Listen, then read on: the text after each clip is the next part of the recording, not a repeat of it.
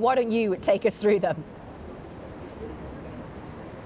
Yeah, well, what a dramatic night. I mean, really, British politics upended in this election. We've got a Conservative majority, the likes of which we haven't seen since the heyday of Margaret Thatcher. A disastrous night for Jeremy Corbyn's Labour Party. He announced that he will be stepping down, so his career is over, and his version of a socialist Britain is not going to happen. I think you're seeing some of the relief of that also in the markets. Mr Johnson now, the most powerful politician and the most powerful Conservative leader, as I said, for a generation. What is he going to do with that power? Well, we know he's going to take Britain out of the European Union. Now, that's pretty much a certain for the end of January. But what about the future relationship? Maybe the size of that majority means he has a little bit more wiggle room to negotiate perhaps a closer relationship with the European Union than many in his own party had wanted. He's no longer hostage to the different warring factions within the Conservative Party that so hobbled his predecessor, Theresa May. And then beyond Brexit, what is his vision for Britain? What is Johnson's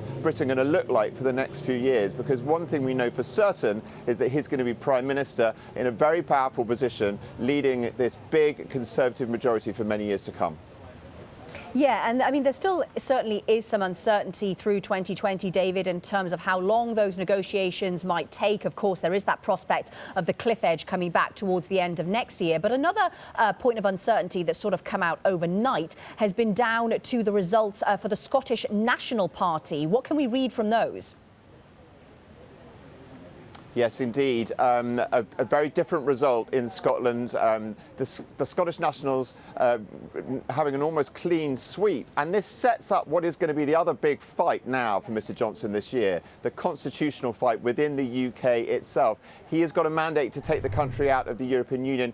Nicola Sturgeon, the leader of the SNP, she is arguing that this gives her the mandate to have another independence referendum for Scotland, to give Scotland the choice to actually stay in the EU as well. Can Mr Johnson, I mean, up to now he's said he's not going to allow that referendum to happen, but with such a huge victory for Mrs Sturgeon's party tonight, will he be able to resist that? So, you know, the fight is now going to switch perhaps from this tussling over whether or not we leave the EU to whether or not, in fact, the UK as a whole can stay together. Yeah, and also in terms of, to go back to what you were saying, David, about what kind of Prime Minister and what kind of government Boris Johnson is going to lead, what can we expect in terms of policies other than Brexit, spending, for example? Yes, I mean, in the campaign, it was fairly, and deliberately so, kept rather vague, wasn't it, in terms of what sort of spending we were going to see. We all heard the pledges repeatedly around investment in the NHS, hiring new police officers. I think we will get a budget, of course, but probably not until after the Brexit hurdle has been crossed, so maybe in the early spring, and then we'll get more of a sense of what sort of spending plans. You know, this election was fought a lot around this question of the end of austerity. Mr Johnson has really declared that they were going to loosen the spending taps. But, you know, the analysis of all their spending plans was that the numbers didn't particularly add up. The Conservatives traditionally far more cautious with the country's finances. We'll now have to see that now that he's got this mandate, what sort of budget is he going to put forward? And in fact, who is going to run that? And we're going to find out perhaps later today if he's going to stick with the current cabinet or make some changes there as well.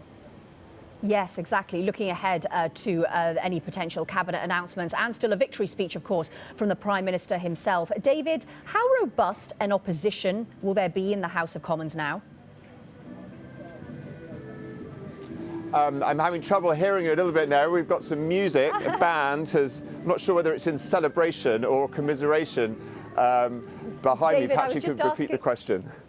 Yeah, I was just asking how robust an opposition will have in Parliament now for Boris Johnson and the Conservatives, given what a painful night it's been for Labour.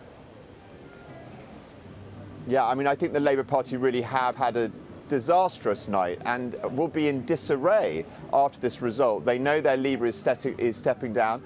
I mean, interestingly, of course, we know that many of the MPs in the Labour Party were not fans of the leadership either. So there's now going to be a tussle within the Labour Party of the direction that they take. Are they going to pivot back more to the centre ground, which of course was so successful for them under Tony Blair, who won 3 successive election victories? Or are they going to stick with this kind of far harder left version of socialism, but just with somebody else in charge. We know that Mr Corbyn has tried to line up successors, people like Rebecca Long-Bailey, for example, who would be able to step into his shoes. So it's going to be fascinating to see how that plays out over the coming months. How is Labour going to re-win the hearts and minds of all these people who have never voted Tory all their lives and last night switched to Boris Johnson's Conservatives? We will find out in the coming months.